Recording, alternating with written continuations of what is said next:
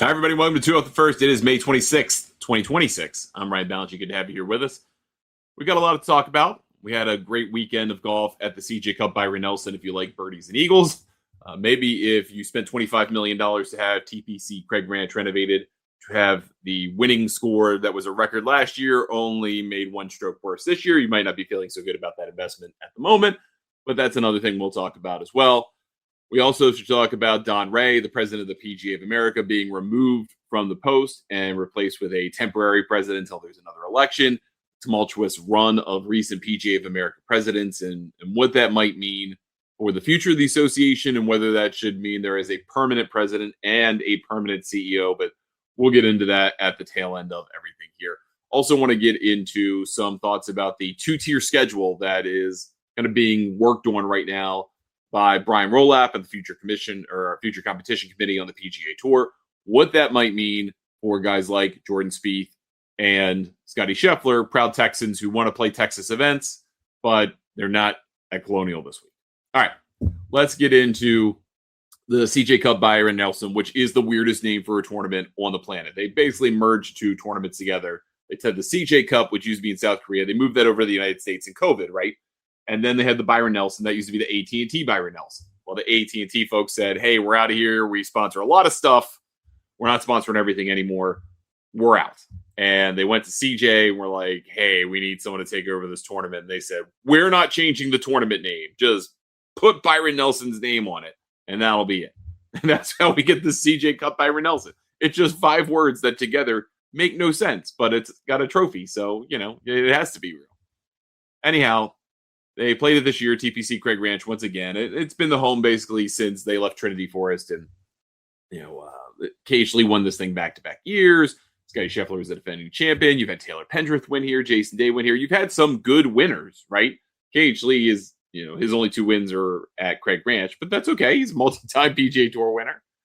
And so the course has always been pretty easy, pretty much banging anywhere. It's a Tom Weiskopf design.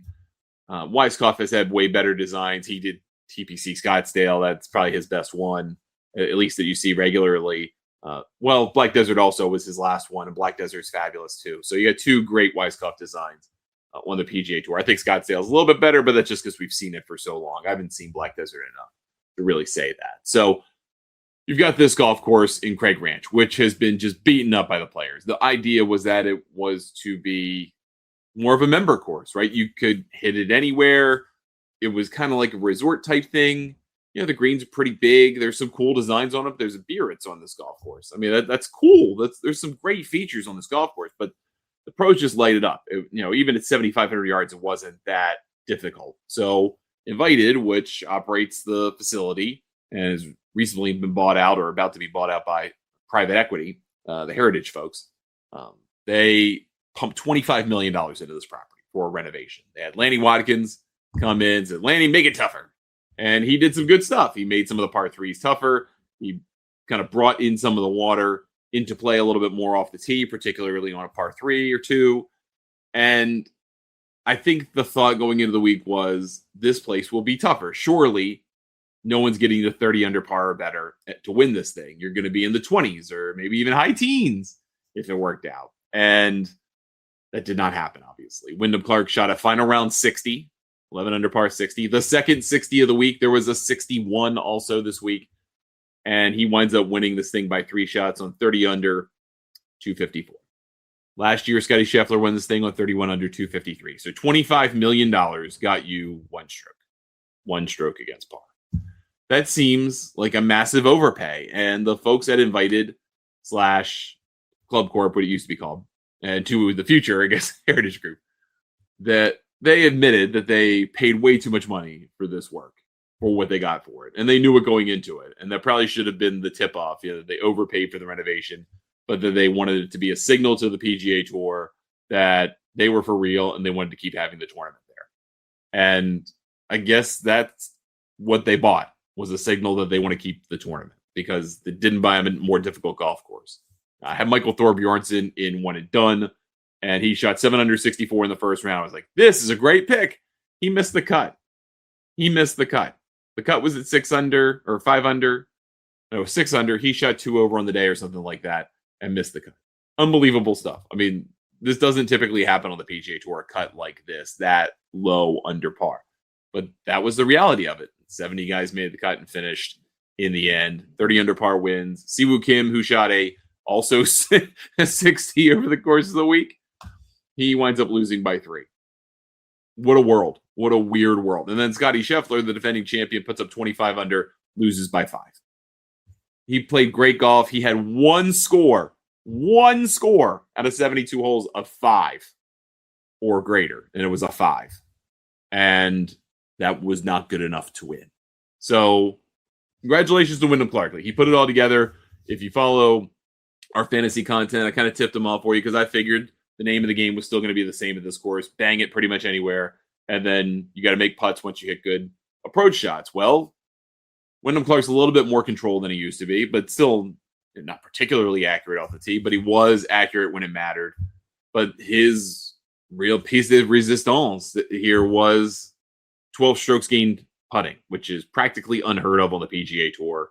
But he made everything down the stretch. I mean, quite literally everything except a birdie putt on 16 that grazed the edge. Everything else was practically perfect. Back 928 to win 32, 28, 60, win by 3. What in the world? How does that happen? And on one hand, you go, this is so embarrassing, like 30 under par on a course. It shouldn't be like that. You got to make it tougher. But on the other hand, I'm kind of interested in tournaments like this. I want a couple of tournaments like this where you have to just blitz every hole, right? There's no laying up. There's no playing for pars. You go for everything because if you don't, you lose. I like that kind of golf every now and then, right? There were a couple of years in the late 2000s when TPC Scottsdale, another Weiss golf, got absolutely torched by the players. You got to 28 under par one year, I think, for Phil Mickelson, and that was the record at the time against par on the PGA Tour. That has since been demolished several times over at Kapalua, certainly, and then obviously in this tournament the last 2 years, 31, 30 under par winning, respectively. I don't mind having a tournament like this. They just can't be every week, and you have to know going into it what it's going to be. But it's still kind of hard to watch when you just see how good these guys are and realize that you have to throw so much stuff at them to even get them to blink, to even think about how tough it is. Think about the contrast from what you saw at Aronimink and what you saw at Craig Ranch. And they didn't throw a bunch of like easy pins everywhere on that golf course at Craig Ranch, but the greens were the story between what went in and what didn't. Aronimink, very difficult greens, lots of kind of multiple sections stitched together with places you can't be to make green complexes. And it felt like at Craig Ranch, every putt was straight. And I know they weren't. But it felt like so many putts that I watched were, all right, just start it here and it'll go right in. Or just hit it down the hill. Play it up the slope. I mean, I saw a couple putts go over slopes and just run straight. It's just not that hard when the putts don't move that much. And that doesn't make it a bad golf course. It makes it an easy golf course for these guys. But that's okay. That's okay to have those kinds of events. You can have a couple per year probably. This one, and then you go play Colonial this week. Colonial is a much different, it's a stark contrast. You're basically in the same area, DFW. You go from this golf course that is insanely easy, unless it blows 30 miles per hour, to Colonial, which is tight, smallish greens, very tricky golf course. You got to really be on your game ball striking wise. You got to be able to get off the tee at Colonial. You have that this week as a contrast. So the winning score is probably going to be 17, 18 under par, right? It's still relatively short by modern standards, but they had Gil Hanse come in and restore it. A little bit different work than what Lanny Watkins did. And what he did, I thought was good. I don't think he made it worse. I mean, I think he made it better. He made the golf course 200 yards shorter. And in that regard, maybe that's what made it better, right? 200 yards shorter, you would think you would go even deeper under par. Well, that didn't quite happen. So maybe that was the trick. And you didn't need $25 million. You just needed to shorten it up and put some stuff in the way. And that's what Lanny Watkins more or less did. And to that end, I suppose it was successful, but it definitely didn't need to cost $25 million to prove the point to the PGA Tour about that. Either way, congrats to Wyndham Clark on winning. Great win. Now he is a 4-time PGA Tour winner. He is the only player in PGA Tour history to win multiple events with a final round 60 or better. His last win was the signature event that was shortened by the weather at Pebble Beach. He shot 60 in the third round. That turned out to be the last round, but he's the only guy in PGA Tour history to have done that. There are a couple of guys who have broken 60 to win on the PGA Tour. David Duval, best final round ever at the Bob Hope. What was that, 1999? And then you had the 59 from Stuart Appleby at Greenbrier. I guess that would have been like 2010 on a relatively easy, relatively short golf course, but still 11 under 59 is 11 under 59. So now you've got Wyndham Clark coming in with a pair of 60s for his win. So when he is hot, he is really hot. Also, when he's not hot, he's really hot because he has kind of anger issues. But this time he's on the happy side of things. Now he's a 4-time PGA Tour winner. I'd like to get into the changes that are coming to the PGA Tour schedule. There was an interesting column, and I think it was earlier last week, maybe Monday or Tuesday last week, from Eamon Lynch, and I apologize if I get the date wrong, but you can go find it at Golf Week. And he writes about Brian Rolapp and the decisions that he has to make as the PGA Tour CEO with what he is going to do with the schedule.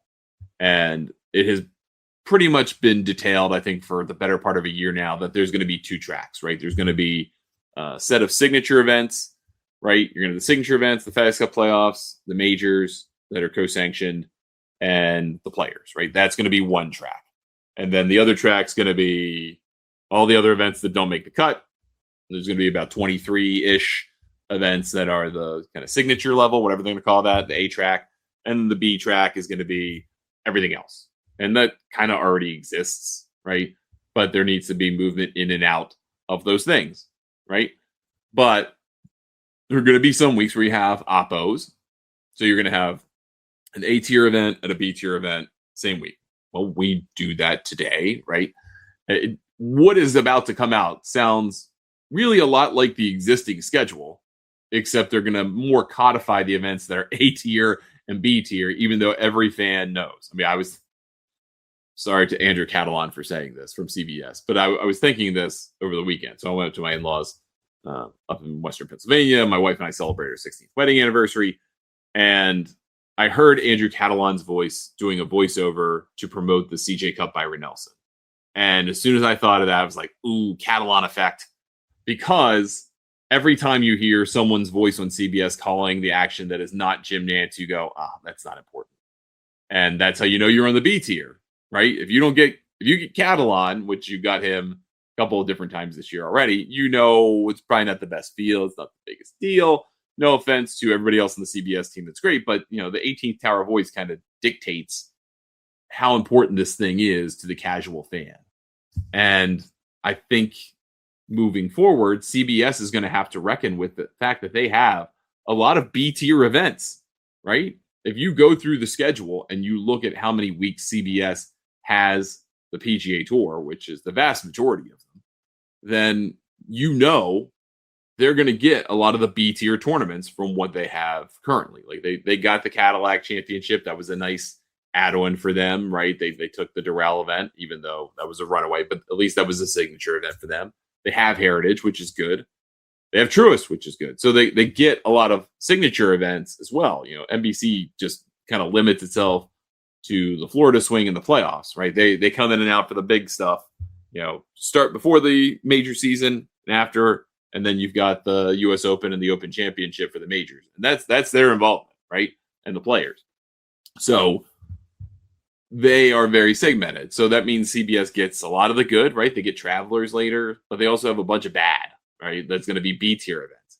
How do they go to the tour and then say, all right, well, we've got this contract with you through, I think it's 2029, but we have this contract with you. And now you're telling us that a significant portion of our tournament inventory is going to be considered B tier all of a sudden, like officially B tier all of a sudden, which might drive down viewership if people know specifically that these events are less, right?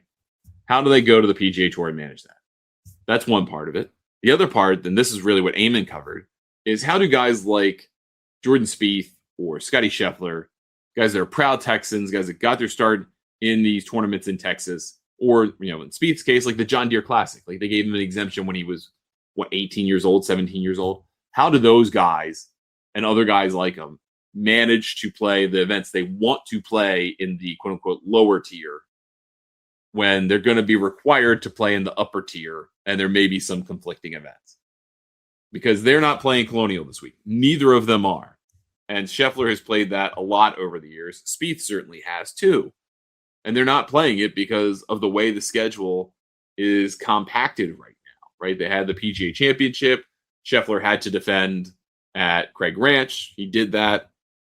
Spieth played at Craig Ranch because AT&T is a big sponsor, and he's a Dallas guy, and all this stuff. So he plays that. Well, after this week is the Memorial Tournament, right?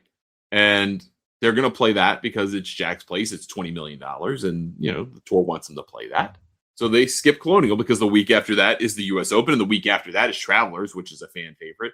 So they're going to go play those three in a row. So they need a break. Well, this is the break. Well, that doesn't work out so well for guys to patronize their hometown tournaments and patronize the events that supported them earlier in their careers, earlier in their quest to get to the PGA Tour. It makes it almost impossible. And so I think that what Roll-Up and the future competition committee have to reckon with is trying to find a way, particularly around the Texas events, and maybe the Florida events as well, but certainly the Texas events, is to find a way to space them out so that you can have a Scheffler come and play. You can have a Spieth come and play.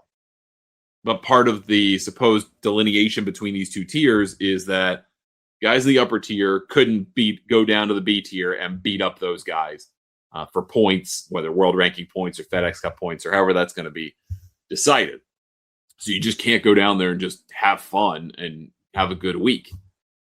That seems kind of misplaced, right? I mean, having Scottie Scheffler at the Dallas event made the Dallas event. If you looked at the rest of the field, other than Spieth and Koepka, there weren't a lot of draws. Aaron Rai pulled out because he just won the PGA. Even then, he's not a huge personality draw yet. He is a major champion, but not a huge draw. And the other guys in the field, you got some young guys, some local guys. Johnny Kiefer's a Texan. You kind of got guys like that. Michael Thorbjornsen is a bit of a draw, maybe. I don't know, but you need stars to come play tournaments that are in the B tier. You need at least a handful of them. You need some guys that are like, all right, that's the person to beat this week. And if they don't win, that's okay, but they anchor the field. You need anchors. It's like a mall. You need an anchor store. If you put a shopping center together and they're all clunker stores, no one's coming to the shopping center. Same thing is true for a golf tournament. If you have a golf tournament and there's nobody you recognize playing in that tournament, you are much less likely to go to it. Just go ask Live Golf. They've got two of the most recognizable names in golf in Jon Rahm and Bryson DeChambeau. They've got other recognizable names that aren't playing quite as good, but Dustin Johnson and Cam Smith and Phil when he was not taking his break away from Live or whatever. But you had those guys, and they could barely draw anybody because you needed more than that, and there's bigger issues. But even having just two guys that you knew, that's not enough. You need guys that you want to follow, that you're interested in. You need the anchor store. And in this tournament, Scottie Scheffler was the anchor store, right? It wasn't Wyndham Clark, wasn't Siwoo Kim. I don't even think it was Brooks Koepka, although I'm happy Koepka's playing well. Could be Spieth. But when you get to this week at Colonial, you have more top 50 players. I think it's 18 of them in the field this week. Ben Griffin's the defending champion. Who's the anchor player? Who's the guy that you're like, I want to see him play golf this weekend? And maybe there are a ton of Ben Griffin fans and I don't know about them. Maybe there are a ton of JJ Spawn fans and I don't know about them.